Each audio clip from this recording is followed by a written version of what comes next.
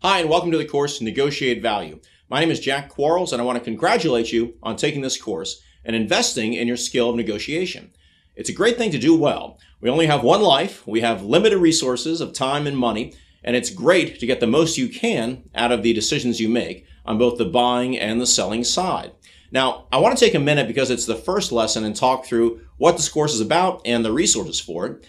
And if you haven't had a chance yet to watch the video that outlines the course structure, I encourage you to do so after you watch this. But let me first just explain to you what the resources are that are in the course, and then we'll go ahead with this lesson.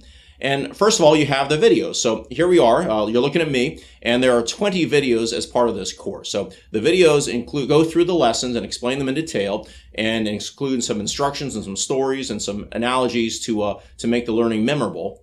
And you also have this workbook. Now, here's the workbook. It's great. It's complete. It has every lesson in there. It has exercises for you. It has, again, great illustrations. It will be a trophy as you finish the course, but it will also be much more than that. It'll be a reference guide that you go back to use for negotiations once you finish the course. And within that workbook are homework exercises. We'll explain those in each of the videos, but you need to do them. You must do the homework to get the value out of this course. So let's talk again about the three components. We have the videos, the homework, and the workbook. All of us are some blend of learning styles. There are different styles to learn and to remember.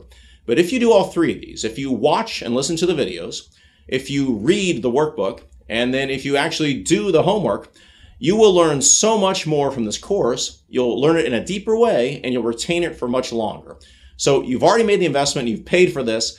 Put in the time and do the workbook and do the homework, and you'll get much more out of this course. Now, who is this course for?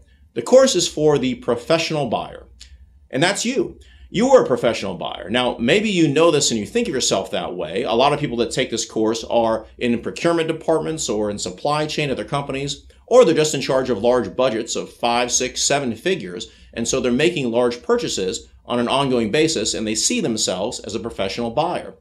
But I want to submit to you that we're all professional buyers. The definition of a professional is somebody who gets paid for doing that activity. Now, when you buy well, you actually save money, and that money is back in your resources. So you're actually earning in that sense. We all have occasional large purchases in our personal life, buying a home or buying a car, but we also have a lot of small purchases, and these add up to make a huge difference overall in our personal financial situation. So again, whether or not you're dealing with large sums of money at work and making purchases, you're probably influencing them, but you're also doing that in your personal life. So you are a professional buyer. Now, we talk about buying, and we also talk about negotiation. This is a course about negotiation, but we're going to talk quite a lot about buying and view things from the buying perspective as well as the selling perspective. We do this because there's a huge overlap between the skills of buying and negotiation. In fact, I view them as twin brothers. They're not quite identical, but they're so much alike. When you get the principles to one, you'll be able to apply them to the other. And so we'll look at these two things together. It presents a great opportunity for us because we can save time by learning both of these things at once. And also, we may face negotiations every once in a while in our work or in our personal life, but buying is something that we do on a daily basis, on a weekly basis, and so we can apply these skills again and again. And again, as we sharpen one, it also improves the other. So again, you're a professional buyer and you're also a professional negotiator. I want you to keep that in mind. And let's talk about what your resources are as you're buying. And predominantly, the resources that we have are time and money. And I think you can argue that there's some others, but time and money are the big ones. Money, I don't have to talk too much about. I think we all get that, and we know how that factors into negotiation, to buying, and to selling. But I want to talk a little bit about time. Now, Ben Franklin said, "Time is money." You've probably heard that quotation. What do you think of that? Is that true? Because I want to suggest to you that they're a little different. For example, there's the expression, "find time to do this." I'll find time to do something that I need to do. Or I'll make time to do something. Well, I don't know about you, but I've never been able to either find time or make time. Time is there, it keeps moving, and then it's gone. So once you use it, you can't use it for anything else. Now, on the other side, I have actually found money, and I've actually made money. So my assertion is that time is money is a little bit misleading. We need to think about time as being an important part of our currency, what we buy with or what we sell for. But the reality is time is much more crucial than money. Time is much more scarce. Once your time is gone, you can never get it back. So this is something that's often undervalued, especially in the professional world, in terms of considering the time that goes into a purchase. And that leads us to our homework today, to our exercise. And that is looking at time and money, because we really want to get a great grasp of both of these resources as we move forward in this course, because that's what we're going to be working with. So for the time and money exercise, you want to either open your workbook if you have it and go to the exercise. And if you just started this course and you just bought it, your workbook is probably on the way. That's okay. Don't worry about it. You can use one of the download forms that's on the portal, or you can just use a piece of paper. And that's what I'm going to do. And I'll remind you again that we want to use paper and pen so that we learn actively. That way you learn, it's a kinesthetic learning, and you will remember it more. So I'd strongly encourage you to take a paper and pen. And here's what we're going to do with the paper and pen. You can follow along with me. We're going to make 3 columns. The first one is going to be for the purchase. Write that. The second one is going to be for money. And the third one is going to be for time.